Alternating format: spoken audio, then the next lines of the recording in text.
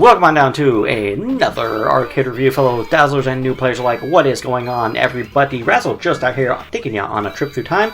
Let's take a look at Magical Drop 3. I mentioned it a lot in my Magical Drop 6 review, so I figured it's only right to take a look at this one and give you guys, who may not be familiar with this series, a look into this game. Now, full disclosure, I've only played Magical Drops 1 through 3, 5, and 6, so I haven't played Magical Drop F on the PlayStation yet. I'll get around to that eventually.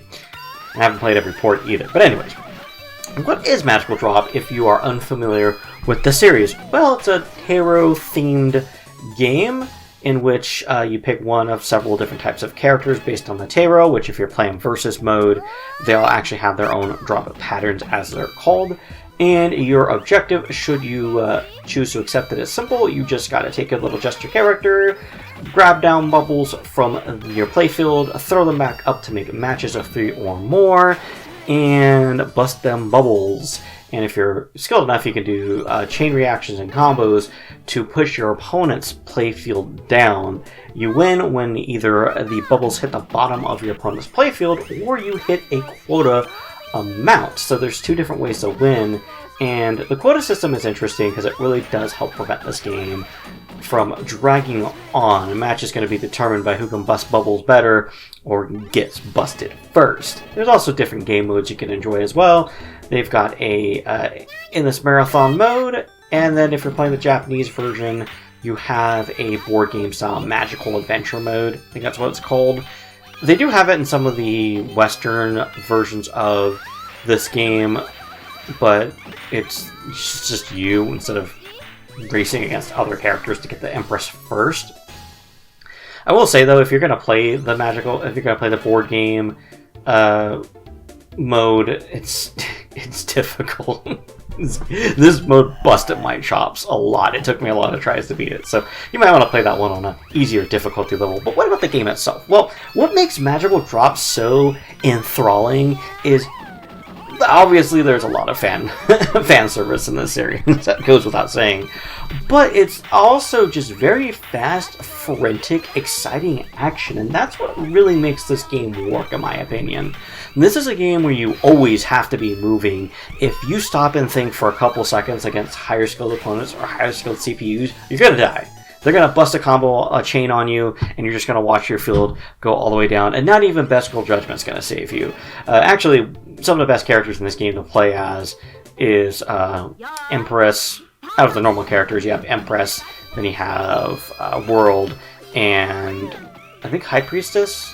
Yeah, Priestess, and then probably some others. But anyways, enough about that.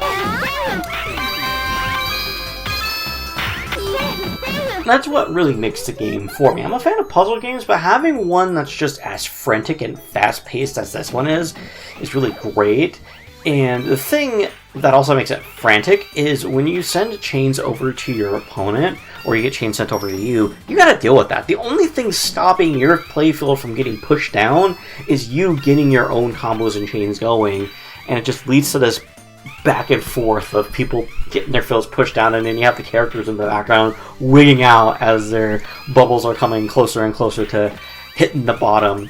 The single-player arcade mode is not too shabby in terms of difficulty. I can kind of really do pretty good on my own with the level set to 4, which I think that's a default for a lot of the Neo Geo games in the arcade. And usually when I get a few fights in, that's when I start getting my butt handed to me. But that's because, if I remember right, my memory serves me correctly, the AI slowly gets cranked up more and more difficult the more you go without getting into any fight. So the cool thing too about the single player versus mode is that there are different paths you can actually go down. You are going to play the same guys every time you play this game, but there are some fights that could be different depending on a number of factors, like how long you took, or how quickly you took out an opponent, or what score you have. For example, you can fight the infamously difficult Black Period if you hit a certain score amount by the time you get to a specific opponent. I don't have it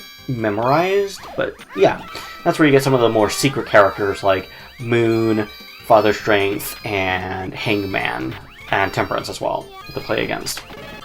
Actually, I think Temperance you play against normally, but anyways. And the thing I like about Magical Drop 2 is it's a very pick up and play. And busting chains and combos doesn't really rely on you being able to set up this complex chain reaction that's going to go off. In fact, if you're playing competitively, you really don't want to go for those like 10 chain combos. It's more just about how fast and quick you can get. It's all about the reaction speed with this game, I feel like. It makes it very easy to pick up and play. So, bright, colorful game. You got characters that run the gamut from blatant fan service to adorable, and a very pick up and play style game that makes this definitely worth checking out if you like puzzle games, or if you like action games, or if you want something a little bit different. Or heck, if you dig tarot games, I mean, shoot. How many full send tarot theme games are out there, okay? You got games with tarot themes, but full on. Like, I mean, okay, you're not getting... Oh, actually, you know, the Japanese version, you do get your cards read when you get a game over, so take that to the bank. Speaking of which, you do want to play this in the Japanese version, as there are Western versions of the Magical Drop 3 ROM, but it just kind of... You lose the different voices each character has. You lose the super hard difficulty for the versus mode and the adventure board game.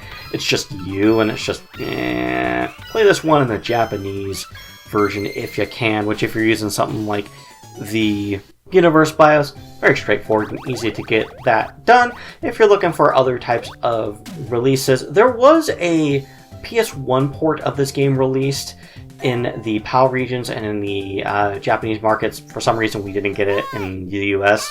Sucks. A little bit slower, but not too terribly slower. That's a whole video worth its own look, given how they add and change a few things around.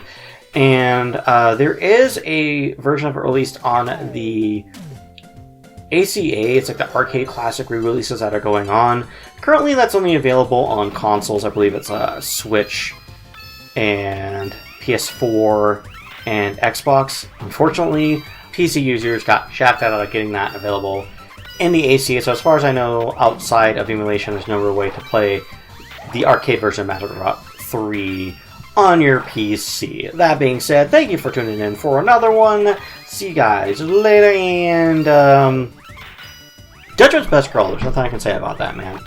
Empress is, well, nice looking, but she's a girl with a trumpet, and she looks cute. Don't at me.